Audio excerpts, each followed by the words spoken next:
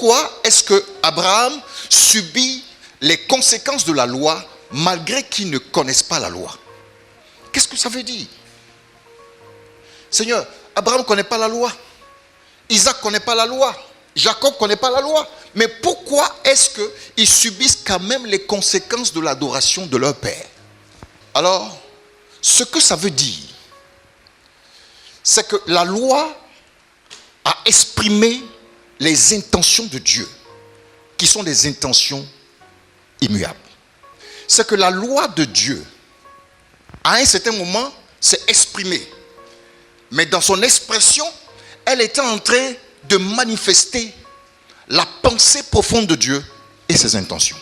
Dieu révèle, à travers sa loi, il révèle sa nature, il révèle son caractère et il révèle ses intentions. Cette intention-là, elle s'est manifestée avant que la loi n'apparaisse aux yeux des hommes.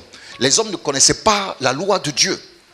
Mais l'intention de Dieu s'est quand même manifestée dans notre Père, le Père de la foi.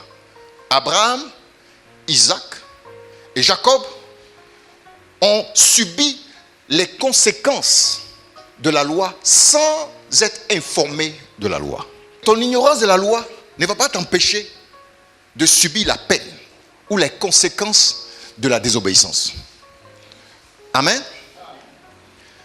Adam connaissait la limite, il a désobéi. Abraham ne connaissait pas la limite. Il ne connaissait pas. Mais il a quand même subi la conséquence de la désobéissance de ses pères. Amen. Ça, c'est la première chose à noter.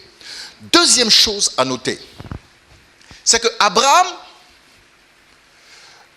va commencer à vivre sa relation avec le Seigneur. Et Dieu va frustrer Abraham à cause de l'adoration de ses pères. Amen. Mais on voit que dans la marche avec Dieu, arrivé à un certain moment, Abraham va prendre la victoire. Amen. Abraham va prendre la victoire, n'est-ce pas? Comment Abraham prend la victoire? Sa femme Sarah devient enceinte. Amen. Deuxième constat, c'est que bien que Abraham prenne la victoire sur la frustration en ce qui concerne la punition divine, Isaac va subir la même frustration. C'est-à-dire que la victoire de la première génération n'influence pas la deuxième. La victoire de la deuxième génération n'influence pas la victoire